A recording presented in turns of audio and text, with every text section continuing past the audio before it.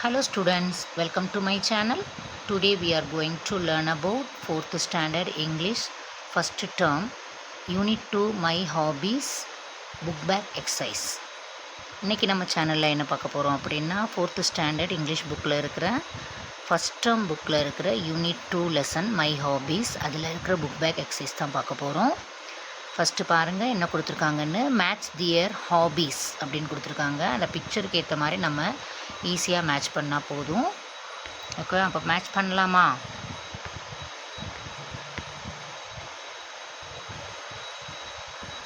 இப்போ first one என்னது, cycling. அப்போ இதோட மேட்ச் பண்ணிடணும். ஓகேவா? நெக்ஸ்ட்டு வந்து கார்டனிங். அந்த பாய் என்ன பண்ணுறான், வாட்டரிங் த பிளான்ட், அதனால் அது கார்டனிங். நெக்ஸ்ட் வந்து இது வந்து ஸ்விம்மிங். இதை வந்து மேட்ச் பண்ணிடுவோம். ஓகேவா? Next choose the correct answer பாருங்கள். First one, does is a do it yourself kit.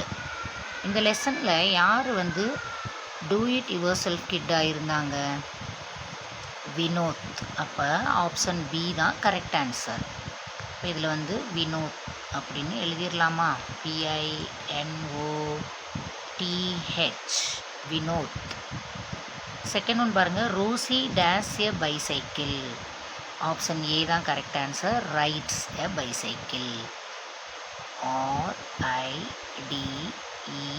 RIDES, rides. Next one பாருங்கள், third one, Raju loves cooking. Option C is the correct answer. So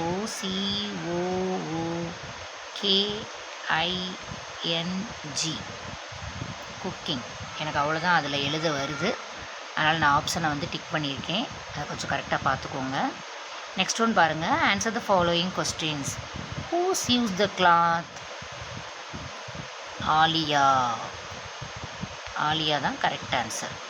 யார் வந்து அந்த கிளாத்தை தச்சது அப்படின்னு கேட்குறாங்க. அப்போ அதுக்கு வந்து ஆலியா தான் correct answer. Next one, what does மேகலை டூ வித் எல்டர்ஸ்? மேகலை வந்து அவங்க எல்டர்ஸ் கூட, அதாவது அவங்களோட பெரியவங்க கூட என்ன பண்ணாங்க அப்படின்னு கேட்குறாங்க. அப்போ என்ன எழுதணும் அப்படின்னா, ஸ்விம்மிங், SWIMMING,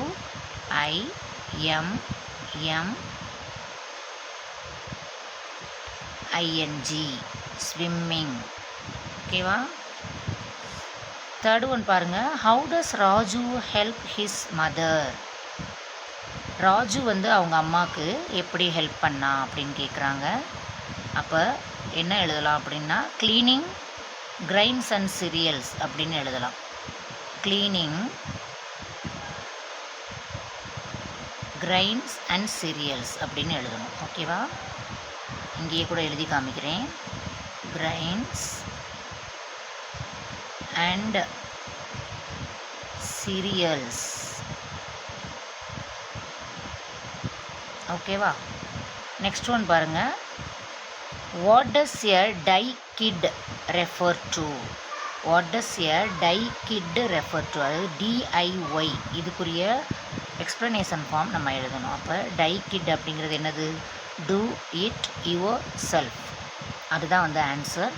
ஃபோர்த்துக்குரிய ஆன்சர் என்ன அப்படின்னா, டூ இட் யுவர் செல்ஃப் அப்படின்னு எழுதணும். ஓகேவா? நெக்ஸ்ட் வந்து, வாட் இஸ் யுவர் ஹாபி? உங்களோட ஹாபி என்ன அப்படின்னு கேட்குறாங்க.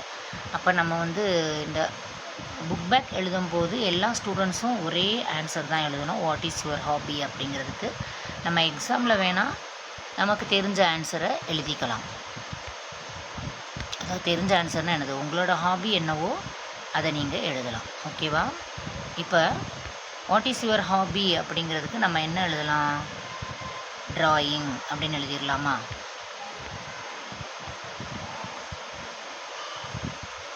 Drawing, DRAWING. இதுவே பிளேயிங் கிரிக்கெட் அந்த மாதிரி இருந்துச்சுன்னா நீங்கள் ஏதாவது எழுதலாம். ஓகேவா? இப்போ இந்த பேஜ் உங்களுக்கு புரிஞ்சிருக்கும்னு நினைக்கிறேன். ஆன்சர்லாம் நல்லா ஸ்பெல்லிங்கோடு படிக்க பழகுங்க. அதே மாதிரி எல்லாமே நல்லா ரீட் பண்ண பழகணும். ஓகேவா? ரீட் பண்ண பழகுனா தான் உங்களுக்கு வந்து என்ன கொஸ்டின் கொடுத்துருக்காங்க அப்படிங்கிறது ஈஸியாக புரியும். அதுக்கு முன்னாடி என்ன பண்ணணும், டீச்சர்ஸ் நடத்துகிறத நல்லா கவனிக்கணும். நல்லா லிசன் பண்ணால் தான் நம்மளால் ஆன்சர் பண்ண முடியும். ஓகேவா ஸ்டூடெண்ட்ஸ்? ஓகே, இந்த பேஜ் உங்களுக்கு புரிஞ்சிருக்குன்னு நினைக்கிறேன். இதுக்கு முன்னாடி என்னோடய சேனலை சப்ஸ்கிரைப் பண்ணாதவங்க சப்ஸ்கிரைப் பண்ணுங்கள், லைக் பண்ணுங்கள், கமெண்ட் பண்ணுங்கள் அண்ட் ஷேர் பண்ணுங்கள். Okay students, thank you. Thanks for வாட்சிங்.